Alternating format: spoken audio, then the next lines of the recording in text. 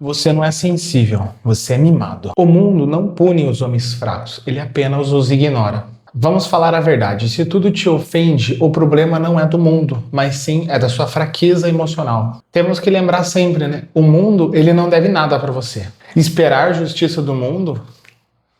Melhor esperar sentado. E muitas pessoas se encontram hoje em dia com uma falta de, não só motivação, mas a falta de objetivos claros, a falta de caminho, falta de discernimento sobre o que fazer e o que não fazer.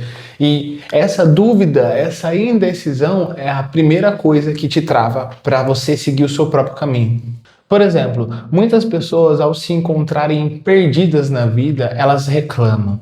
E a reclamação nada mais é do que você está abrindo mão de uma parte da sua energia para que ela vire absolutamente nada. E aí, pessoal, bem-vindo ao quarto vídeo aqui do Resgate ao Masculino, e hoje falaremos sobre homens mimados, ou melhor, falaremos sobre como deixar de ser um homem mimado nesse mundo, tá bom? E o que significa um homem mimado, né? As pessoas, elas imaginam, elas pensam primeiramente que é um homem que ele teve tudo na vida, mas tiveram homens, né, que tiveram tudo na vida e mesmo assim eles não ficaram mimados. Então temos que entender que a mimadez, né, é mais sobre um sentido interno, sobre aquilo que a pessoa ela olha para si mesmo e pensa: poxa, eu gostaria de ser diferente, eu posso ser diferente, eu posso ter bravura, eu posso ter honra e eu posso deixar de ser infantil, né? Mas isso é uma coisa de decisão própria, é uma decisão individual. Até porque o mundo, ele não deve nada para você, absolutamente nada. O mundo, ele tem todas as coisas, você já é o todo, tem todas as possibilidades e todo o potencial dentro de você. Você acordou para mais um dia. Se você está aqui assistindo até agora, agradeço a sua visualização. Já deixa o seu like se você gostou desse tema. E vamos continuar, que a desculpa nada mais é do que você entregar uma nota fiscal, né? Você está registrando um extrato daquilo que você, na verdade, deveria fazer, né? Em outras palavras, em vez daquilo que entrou na sua mente como um pensamento, né? Em vez de esse pensamento sair através de uma ação, saiu através das palavras, né? Então, essa é um dos exemplos da reclamação. Porque a reclamação, ela sempre começa na nossa mente como algum pensamento que nos encaminha, né? Que nos direciona para algo que deveremos fazer no dia, né? Ou então, pelo menos na vida, né? Algo que a gente deveria fazer. E a maioria das pessoas, elas vão negar essa voz interna porque ela machuca, né? A verdade, ela machuca. A mentira, ela afaga, mas ela faz você perder, né, coisas da sua vida, né? Por exemplo, oportunidades, por exemplo, perder tempo, perder dinheiro. Então, a mentira, ela é bem ruim nesse aspecto, sim. Mas nenhuma mentira, ela consegue subsistir à verdade, tá? E você realizando, né, um dia inteiro sendo verdadeiro, não só na sua vida, mas como consigo mesmo, você vai abrir a oportunidade na sua vida de você ter vários outros dias depois daquele sendo verdadeiro também. Mas se você mentir toda a sua vida, você não vai ter um dia que se consiga comparar à verdade. Você pode somar todos os dias que você viveu na mentira. Mas se você viver um dia sendo verdadeiro com você, já paga todos aqueles dias que você viveu na mentira. E viver na mentira, entenda, pessoal, entenda, tá? Não é você viver mentindo para outras pessoas, não somente isso, tá? Mas você mentir para você mesmo, primeiramente, né? Então, o que eu gostaria de fazer na minha vida, o que me pulsa realmente para fazer aquilo, o que eu faria a longo prazo, independente de ter resultados ou não, o que eu faria para passar esse dia da melhor forma, para resolver esse conflito aqui, sei lá, na minha família, no meu trabalho. Então, tudo isso é você estar buscando e refletindo coisas para você buscar a verdade, para você buscar a melhor forma de agir com aquilo dali. E quando a gente encontra na nossa vida, né, a gente percebe que estamos muito afastados de quem a gente é de verdade, né? Quando a gente percebe que a gente se afastou por muito tempo daquilo que a gente deveria estar fazendo, né? A maioria das pessoas vão achar que perdeu tempo na vida, né? Essa é a primeira. Perdi muito tempo. Ela vai olhar para o passado e vai ver os anos perdidos, os meses, os dias que ela não fez nada, os dias que ela reclamou, os dias que podia ter levantado e feito diferente, mas não fez. Então, assim, a única coisa que a gente leva de mal, né, conosco depois da nossa morte, acredito eu, são as coisas que a gente mesmo não fez para mudar aquilo lá, né? Porque pensa comigo, você poderia ter parado uma guerra? Não. Você pode parar um conflito mundial? Não. Né? Mas você consegue mudar o seu dia? Sim. Você consegue mudar os seus hábitos? Sim. Você consegue mudar os seus pensamentos? Sim. Você consegue mudar a sua mentalidade? Sim. Mas aí que tá. A mentalidade, ela vai te acompanhar em todas as áreas. Então, assim, não tem como você pensar, poxa, estou abrindo um negócio digital, no digital, mas eu ainda reclamo, né? Ainda uso artifícios, né, mentais que os meus pais falaram para mim, que os meus colegas falam para mim, que, enfim, que eu tô acostumado, que eu vejo as pessoas fazerem e logo eu copio, né, inconscientemente eu copio. Então a mentalidade vai fazer você bater de frente com exatamente tudo do que você imaginou, tudo. Não tem uma coisa que a mentalidade ela não faça você questionar, entende, nessa vida. Um exemplo disso maior, né, é o sono e a água, né? Sem isso a gente realmente não consegue nem fazer o resto, né? É comprovado cientificamente com o corpo, né? Ele permanece vivo por 11 a 12 dias sem dormir. Depois disso ele apaga e a gente não sabe se ele apaga porque ele morre, né? A gente não sabe se ele apaga porque ele entra num coma ou se apenas ele dorme e depois ele acorda. E por que a gente não sabe disso? Porque ninguém conseguiu ficar todo esse tempo. Né? A pessoa que ficou o máximo de tempo, ele ficou 11 horas e saiu, foi direto para o hospital. É um experimento que tem na década de 70, 80, para você ver o tanto que é fundamental o sono. Você ficar 11 dias sem dormir, você pode morrer.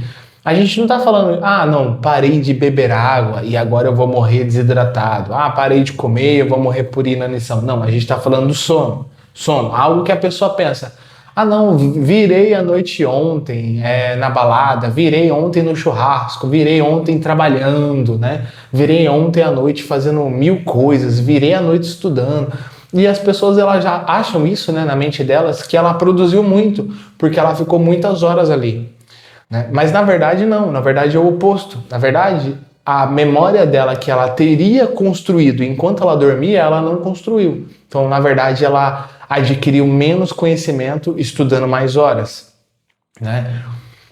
Ter esse entendimento é ter um entendimento da sua própria maturidade. Você vê como um cosmos, né? Você se vê como o poderoso da sua própria vida. Né? Se você levanta de manhã, você tem tempo para fazer as coisas. Se você levanta tarde, você não tem tempo, você não tem disposição. Então, por exemplo, saber disso já vai eliminar 90% dos problemas do seu dia. 90% dos problemas do seu dia é eliminado, só pelo sono, só pelo sono. Só pelo fato de você acordar, estar descansado e pensar, o que eu faço hoje? Só de acontecer isso, já melhora 90% do dia da pessoa que é, o início desse vídeo, né, mimado, mas o mimado nada mais é do que a pessoa que tem medo de exercer o próprio poder. Não tem outro jeito de ser mimada. A pessoa, ela é mimada porque ela... Desculpa aí, tá, pessoal, o barulho aqui fora, que a gente continua aqui de qualquer forma. A pessoa é mimada porque ela recebeu tudo. Sim, ela pode até receber tudo, mas...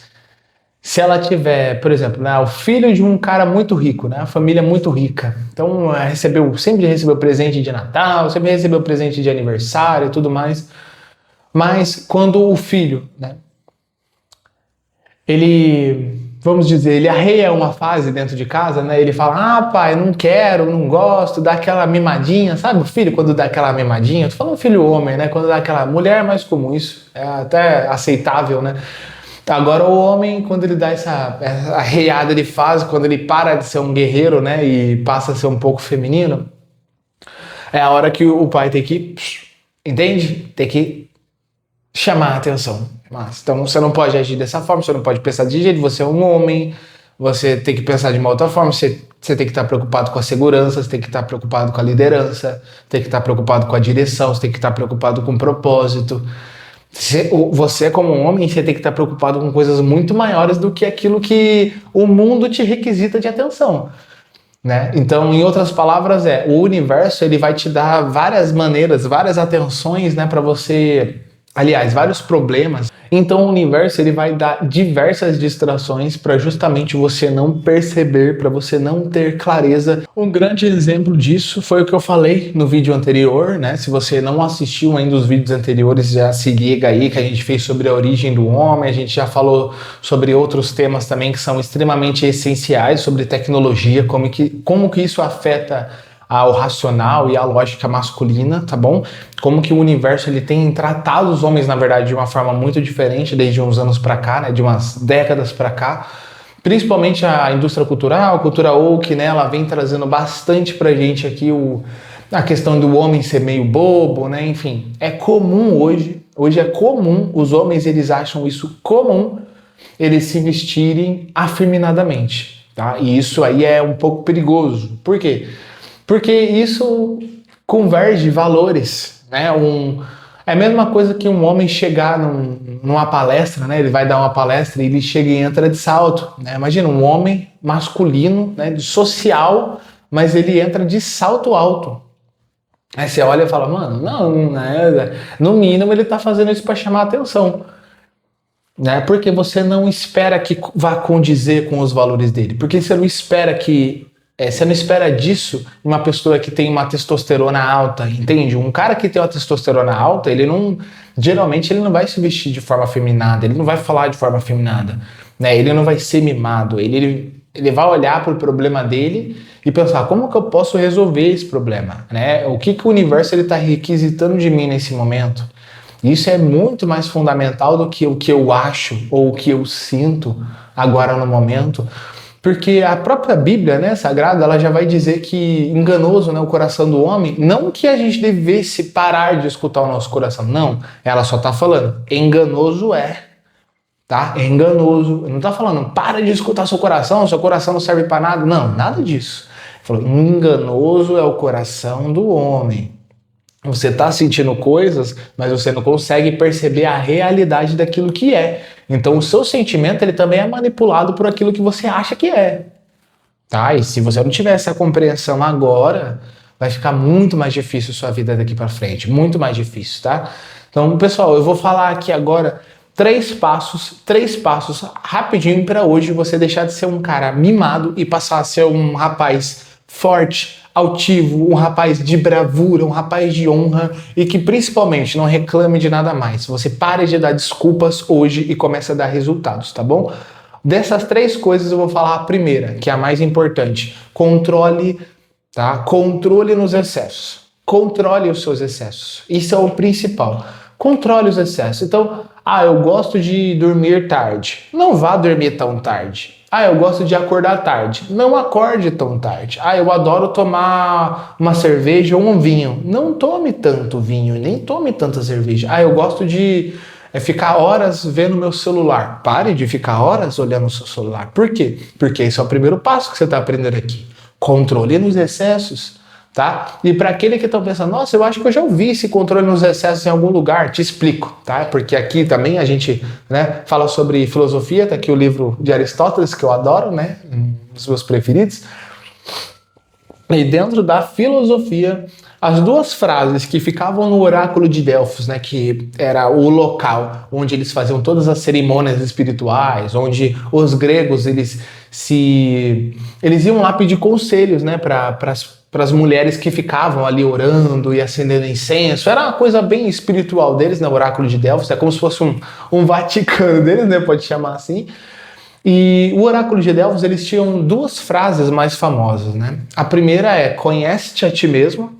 Claro que tem a continuação disso, né? Que é, conhece-te a ti mesmo, que conhecerás o universo e os deuses, tá? E a gente falou sobre essa frase no último vídeo que a gente fez, vídeo 3, tá? E tinha uma outra frase que é por isso que eu tô falando, que é esse primeiro passo, tá? Por isso que eu tô falando que é muito importante, muito.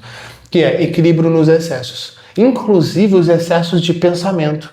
Se você às vezes acabou de acordar e o seu pensamento ele grita diversas coisas com você, se você não conseguir controlar a sua mente, se você não conseguir perceber que a sua mente é um completo vazio, se tá sempre tem alguma coisa, sempre tem alguma imagem, sempre tem algum som, sempre tem alguma preocupação, sempre tem alguma linha que você tá vendo. Se você não consegue planificar a sua mente, a deixar ela 100% límpida, clara, igual um aquário limpo, você vai ter que prestar atenção nesse segundo passo, tá? Esse segundo passo é extremamente essencial. Vamos lembrar o primeiro? O primeiro é equilíbrio nos excessos. O segundo passo é pare de achar que você sabe o que é bom ou ruim. Para de achar o que você sabe que é certo e errado. Chega.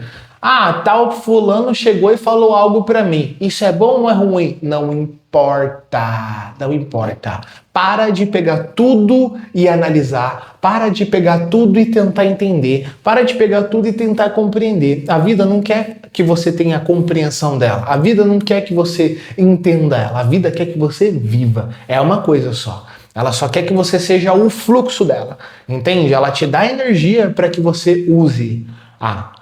Mas usar a energia também tem várias formas de você usar, né? Então, equilíbrio nos excessos, que vai fazer você equilibrar não só a sua energia, mas vai fazer você ter muito mais substrato, muito mais combustível para usar, né? Então você não vai gastar sua energia no início do dia, vai torrar à toa com preocupações, com estresse, com brigas. Não, esquece isso, você vai ter o seu copinho de energia carregado, tá? O segundo passo é seja neutro, tá? No mínimo, seja neutro. É bom ou ruim? Neutro. Faço, mas vai ser bom se eu fizer? Neutro, tá? Neutro. Tudo neutro. Porque quando você é neutro, você consegue ver a partir do nada, entende? Você acalma todo o seu preconceito, você acalma todo o seu achismo, você acalma toda a sua crença, e aí você passa a ver de maneira genuína, de maneira real. Tá? E essa é a parada que é interessante aqui desse segundo passo, de ver com neutralidade. Você literalmente passa a ver as coisas do jeito que elas são, e não do jeito que você acha que ela é. Tá? Então vamos lá, equilíbrio nos excessos, pense, né, e haja de maneira neutra, tá? Automaticamente você vai querer achar um lado bom, ruim, isso já vai ser natural. Mas o que é antinatural? Você pensar na neutralidade. E é isso que a gente está fazendo. A gente está desenvolvendo coisas que antes não desenvolveram em você, tá bom? Isso é importante falar. E o terceiro, não menos último importante, travei. E o terceiro, por último, mas não menos importante, esse daqui, pessoal, é para vocês levarem para o resto da vida de vocês esse conselho, tá? Esse conselho aqui vai transformar não só o seu pensamento, como vai transformar toda a sua vida ao redor e vai transformar as suas ações também, tá? Que é o quê? O fato de você entender que as coisas, elas só dependem de você. Antônio, eu já sabia disso que você está falando. Não. Calma. Lembra do segundo? Qual que é o segundo passo? Ver tudo com neutralidade, né? Então, por favor, veja isso que eu estou falando com neutralidade, como se fosse olhos de criança, vendo pela primeira vez, né? Pela primeira vez. Então, quando a gente fala que tudo só depende de você, o contrário também é verdadeiro. Ou aquilo que você não quer na sua vida, aquilo que as pessoas estão falando para você fazer, não vai acontecer, não vai. Né? Se você falar assim, não, hoje eu vou dar um exemplo, tá? Hoje eu vou caminhar 2 quilômetros. Aí alguém chega para você e fala assim, não, caminha não, corre 2, correr é melhor. Beleza, você pode parar e analisar com neutralidade, né? Poxa, correr é melhor mesmo, correr vai fazer eu gastar mais energia, vai fazer eu recuperar, vai ter mais fôlego, enfim. Os benefícios eles aumentam, realmente. Mas daí eu olho para minha vida e penso assim, mas espera, eu não consigo correr, eu não consigo nem caminhar direito, eu estou muito acima do peso. Então, em vez de eu correr direto e ficar cansado e poder ter uma lesão, eu vou só caminhar. Ou seja, o conselho que a pessoa te deu foi ruim? Não, foi um conselho bom. Só que foi bom para você? Não. Então, por isso que você precisa ver com neutralidade. E é por isso que o terceiro passo, ele se encaixa tão bem nesse momento, tá? Nesse momento. Por quê? Porque as coisas só dependem de você. Se você levantar e for correr, ok. Se você levantar e fizer a caminhada que você falou que você ia fazer, ok também. Porque as coisas só dependem de você. Sim. E essa é a maior liberdade que você poderia ter. Não existe liberdade maior do que essa. Qual que é a liberdade de que todas as coisas dependem só de você?